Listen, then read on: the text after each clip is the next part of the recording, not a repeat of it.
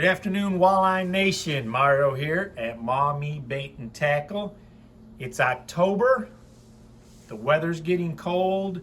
The water temperatures are dropping, right? So one of the things you hear me talking about on my reports is the night fishing off the shore on Lake Erie for walleye. Now, walleye are primarily night feeders. That's why in the spring, you're not allowed to fish at night, because they're very active in the evenings, twilight, nighttime. That's why their eyes are kind of glassy, funny looking. They're light sensitive. They work best at night. However, right now, October, November, and December, they're on the feed. What they're doing is looking for a big bait that they can eat without expending a lot of energy and fatten up, put some winter fat on, so that when wintertime rolls around, and the bait fish are scarce, they're stocked up, fattened up for winter, okay? So what I want to talk about today is a little bit of what you need, gear and technique for night fishing off the shores on Lake Erie, okay? So the first thing we'll start with is your rods. So most times when you're fishing out on Lake Erie for the walleye at night, you have plenty of space behind you. You're not in the bushes. You're not trying to wade into the water. You're on shore, whether it's on a pier, on some rocks, and you have plenty of space to cast. The longer the rod, usually the longer you're able to cast. Plus you have a little more strength in that rod. So most walleye fishermen, pier fishermen, rock hopping fishermen prefer a 7-foot or a 7'6" medium action rod. So medium action, medium with a fast tip, which means more sensitivity. I use a 7'6" rod. Gives me plenty of space to whip it, snap that lure out there. So the first thing we'll talk about is rods. Okay, we have St. Croix Triumph, nice, thick and meaty, 7-foot, 7'6", not too bad, right around $99, okay? That's one option. And you don't need to go expensive. There's plenty of affordable options, but don't head out there with some janky ass Shakespeare, I don't know, because you're catching some big fish out there. So you want to invest a little bit of money, and you can get a good rod and reel, or a good rod, for $35, $45, okay? So you want to come off that bank book a little bit, spend a couple bucks, so that you're not frustrated out there trying to catch fish with gear that's not really going to work, okay? So that's a St. Croix. One of my favorites, the St. Croix Icon, right? Those come in 6'8", 7-foot, and 7'6". Gives you plenty of space to cast, can handle those heavy weights, and plenty of power. Fenwicks. This is a 7'6" Fenwick HMG. These are nice. Good, solid, stiff body, enough whip at the end to heave that weight out there. And we're going to talk about reels and line as well. But a good spinning rod to have there. The Fenwicks are good, good solid rods. Ask around. And then this is one of my more affordable ones that I'd be more than happy to head out there with. This is the Berkley Lightning Rod Shock. Okay, easy to identify, bright orange. It's got a real solid feel to it. Okay, and these run $50. And this is something you can use all around on bass, walleye. It's got enough backbone, so if you hit into a catfish or a pike out there on the pier, which happens quite a bit, don't be surprised if you pick up a big old sheephead or something. You want to have something with enough backbone to handle that, okay? So rods, you can stop in. We'll figure those out, what rod best fits you for that, okay? Now we are going to talk about reels, all right? So we're going to head over to the reel section. Okay, here we are at the reel counter. So we talked about the rods, good 7', 7'6", up to you. stop in, we can figure that out. So let's talk about reels. Okay, most of the reels we carry are pretty affordable. Technology's come a long way in the last few years, so you don't have to spend $120 on a good fishing reel. Okay, so we'll start here. Penn. If you guys know Penn, the Penn Wrath is a good heavy duty reel. What we're looking for night fishing on the piers, we want to make sure we have plenty of line.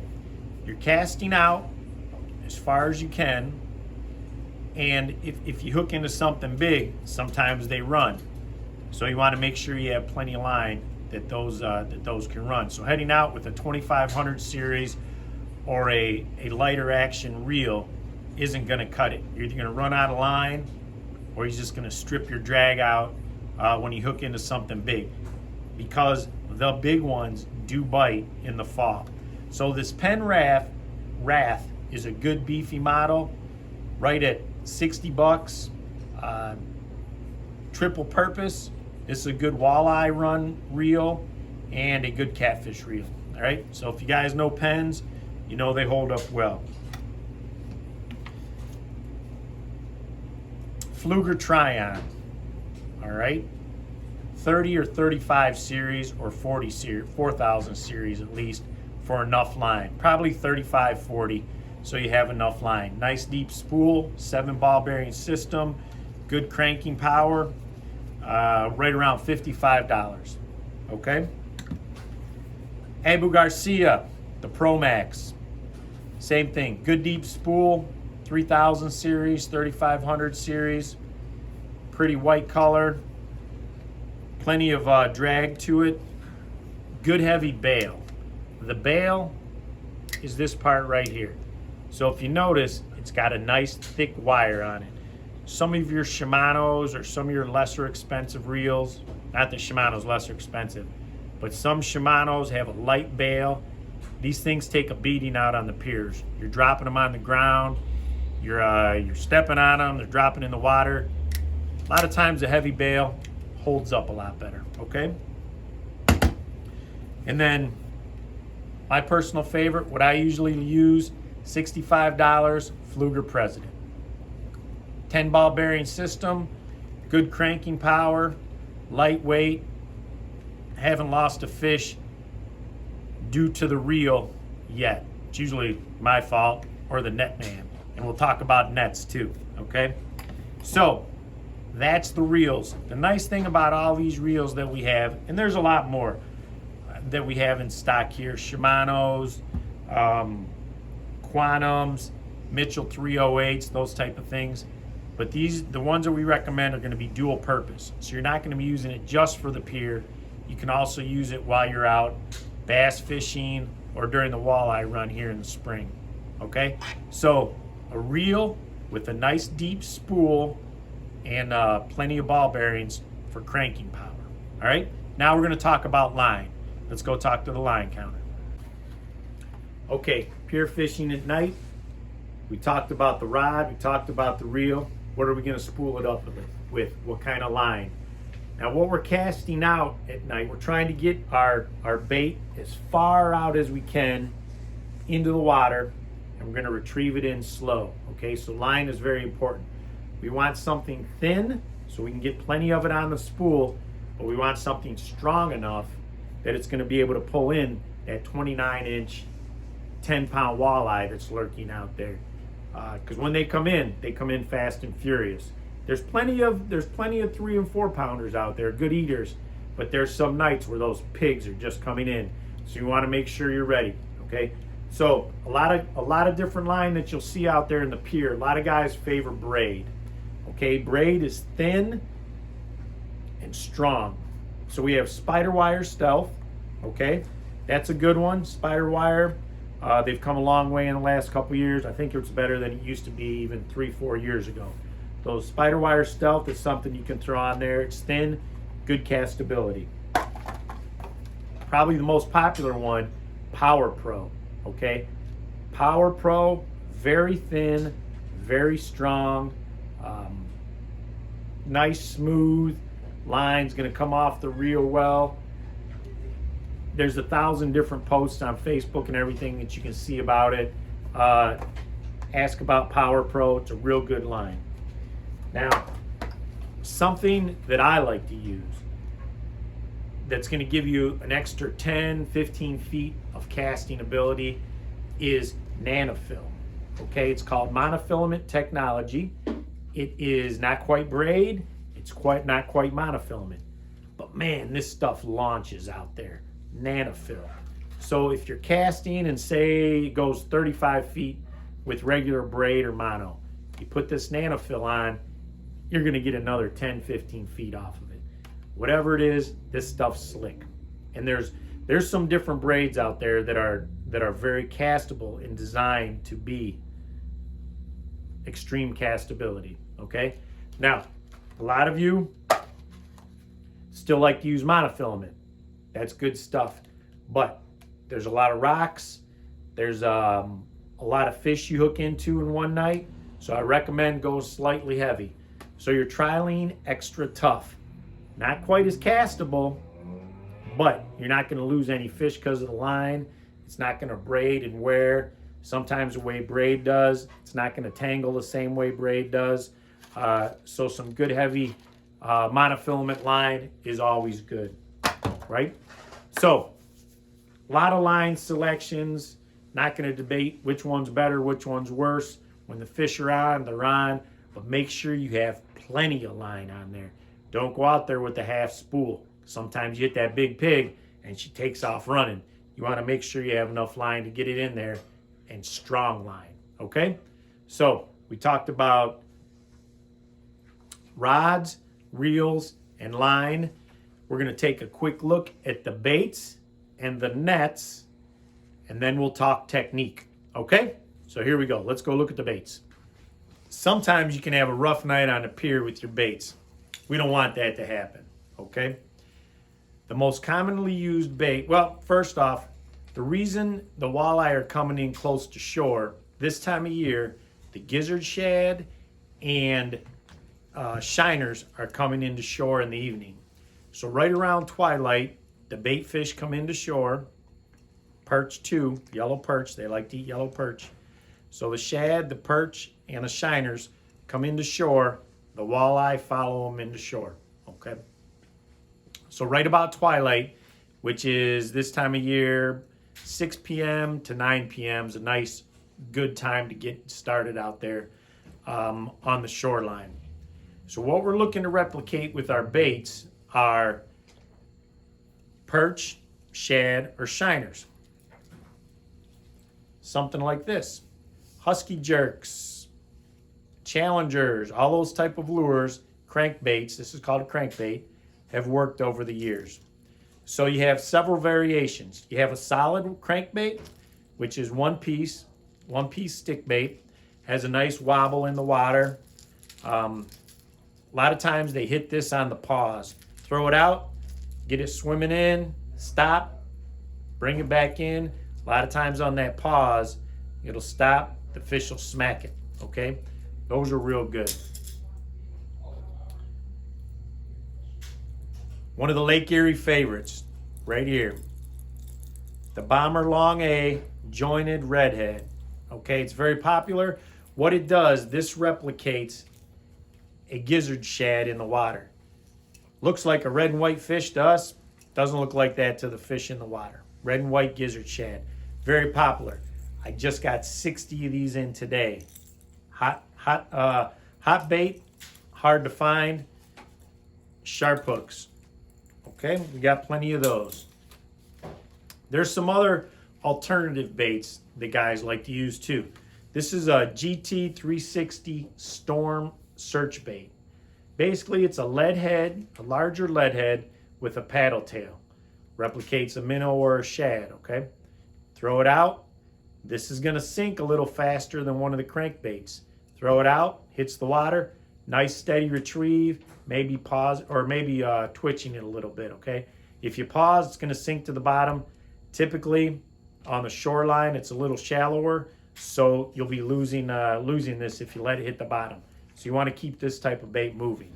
Now, what we're doing is we're casting out, and the next place we're gonna stop is over in the nets. I'll show you those real quick. we're casting out and we want a nice slow retrieve on our bait, because the walleye, like I said earlier, are looking for a big fat meal without having to expend a lot of energy. And that's what these things present, okay? Keep them handy. You never know which ones you're gonna need. So you go out on the pier and you see these guys. Ooh, that's the hot one. That's the hot one. Need one of those? Well, that's not working. Better try these. Ooh, that's a hot one, right? You can't have enough, right, walleye fishermen? Old school husky jerk, bam, they catch fish. The hit sticks. Hey, I seen some dudes last year smacking them on these hit sticks. Think about it, they got a nice rattle. That's the only thing that's supposed to rattle, is your bait. Rip sticks, ooh, plenty of those. What else I got? Huh? Don't even need to talk about it. You guys know. The bright colors. I don't know. They work. I don't know what the heck it's supposed to look like. A lot of these different ones. Man, that's all I had. It's really not enough for a night out. Okay, so we talked about the baits. The jointed bombers are very popular because we're retrieving slow. So those jointed baits, the tail kicks and the head kick opposite way. So on a very slow retrieve, we get a little more action with those jointed baits. All right, so jointed baits. We'll talk about nets real quick, and then we'll head outside to the demonstration point.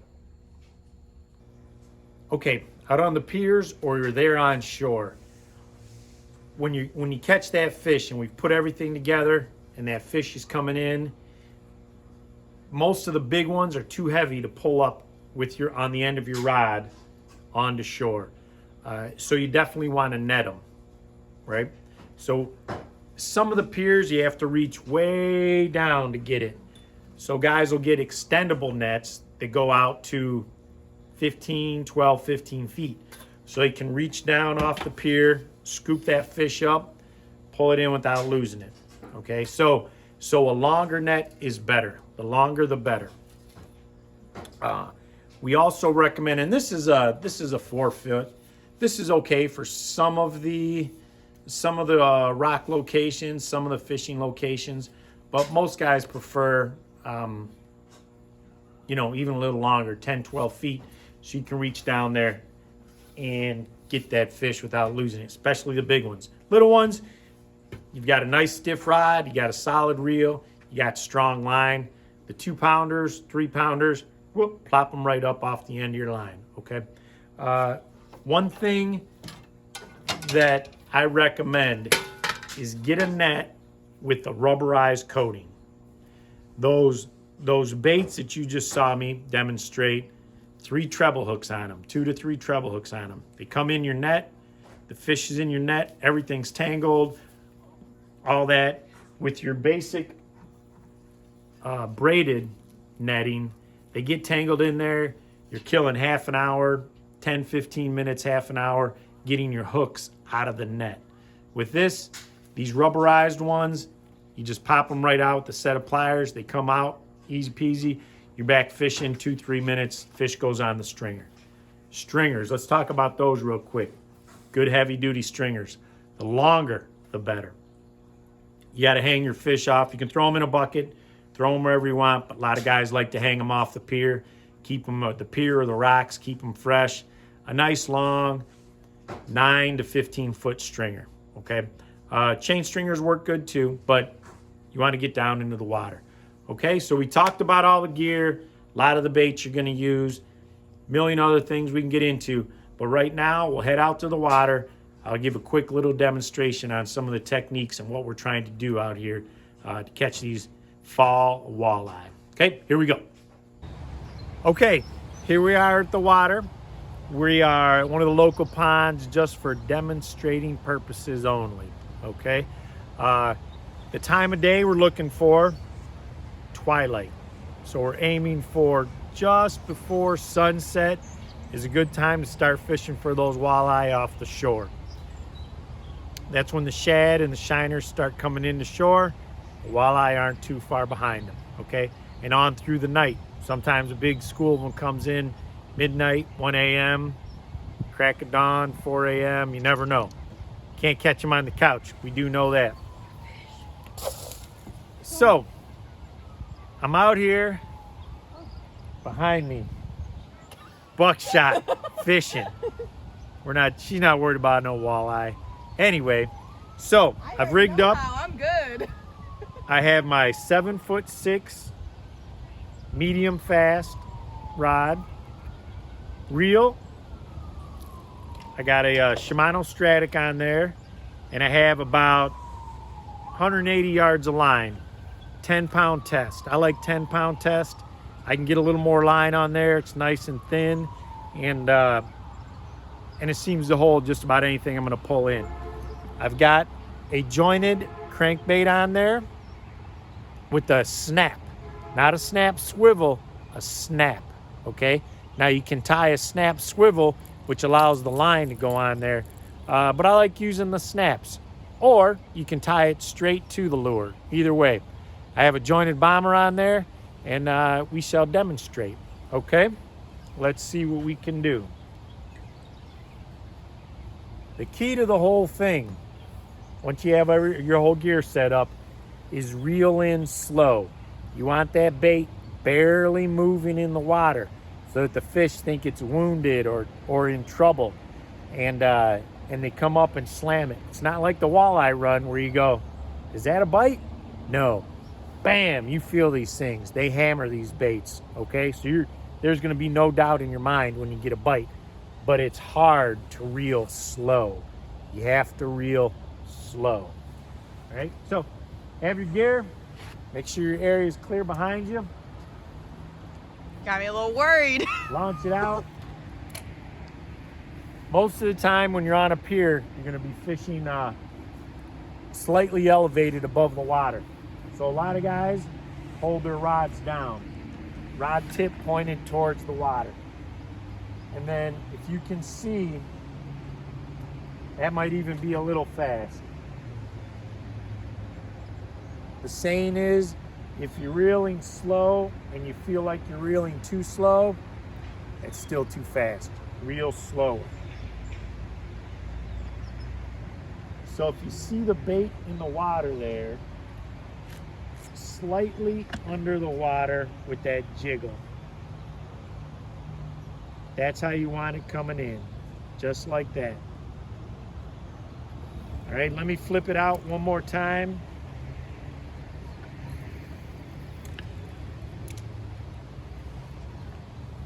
Now, one other thing, another technique is a little twitch and jerk. Give it a little twitch, pull it down.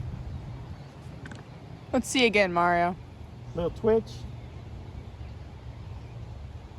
Pause, twitch, play with it. Make it look wounded, make it look a little distressed. Key is slow. Slow. The faster you reel, the deeper it's gonna go. So sometimes you can give it a good hard crank, take it down deep. Here you go, shine it on, or get the lure there.